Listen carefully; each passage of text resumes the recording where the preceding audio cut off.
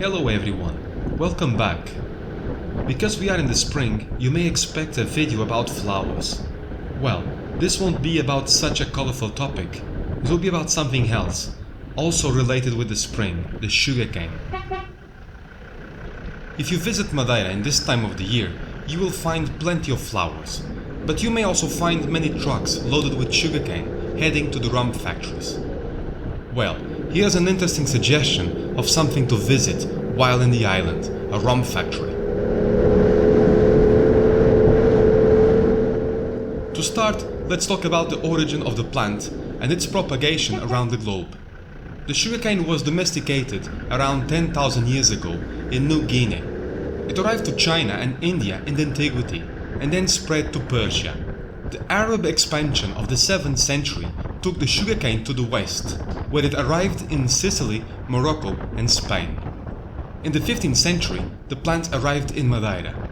From there, it spread to the Atlantic and arrived to South America in the 16th century. But let's focus on Madeira, because our little island was fundamental in the spread of the sugarcane industry in the Atlantic.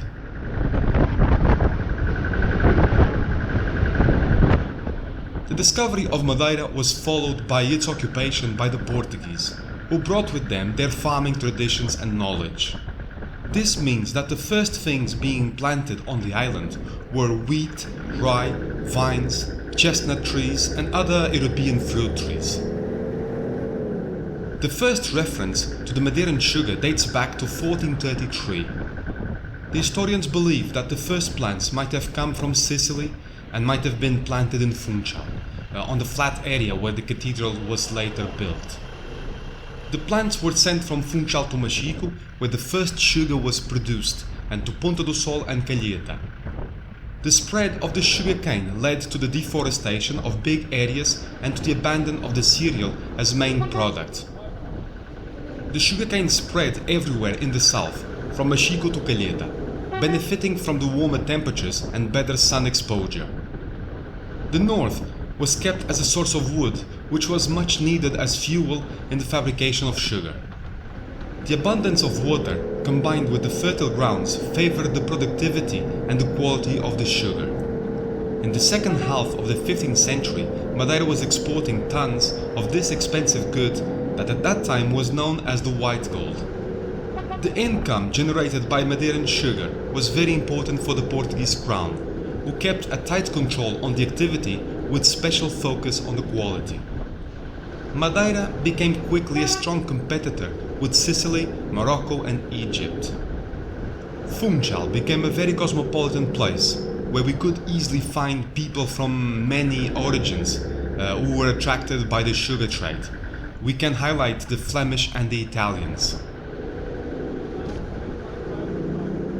Growing sugarcane in Madeira wasn't a difficult task.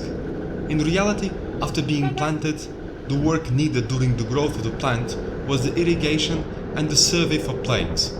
Rats could cause a lot of damage. Most of the work was concentrated in a short period in the spring, during which the cane had to be cut and immediately turned into sugar.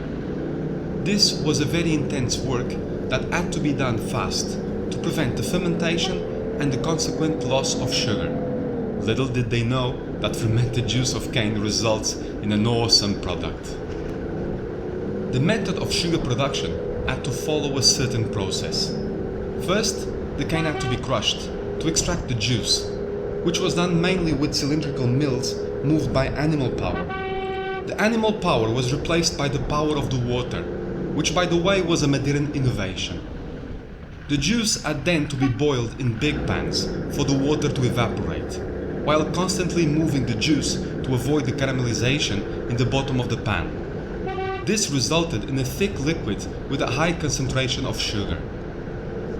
The last step of the process was the storage of that liquid in conic pottery recipients. In this process, part of the liquid was purged and the remaining material crystallized and turned into sugar. Well, this is a simplification of the process to help you understand how juice turns into sugar. The production of sugar demanded a constant supply of wood to heat up the boiling pans, but above all, it demanded a high number of working hands. This explains the presence of a large number of slaves in Madeira at that time. For a very short period of time, Madeira was a very important supplier of good quality sugar to the rich families in Europe. However, the main role of the island wasn't the supply of sugar. Its main role was the spread of the sugarcane culture in the Atlantic. Our island served as a laboratory where the farming and transforming methods were improved and adapted to a different environment before being sent to the New World. The first sugarcanes planted in Brazil were sent from Madeira, and the first Madeirans leaving the island for professional reasons were the specialized plantation masters and sugar makers that took their knowledge to that part of South America. The success of the sugarcane plantations in Brazil provoked a big drop in prices. This drop, associated with the reduction of the productivity of the Madeiran grounds, caused a crisis in the sugar industry of the island in the 1530s. In most of the fields, the sugarcane was replaced by vines, which gave origin to the golden age of the Madeiran wine. Between the 17th and the 19th centuries, the production of sugarcane was very limited and mainly for local consumption.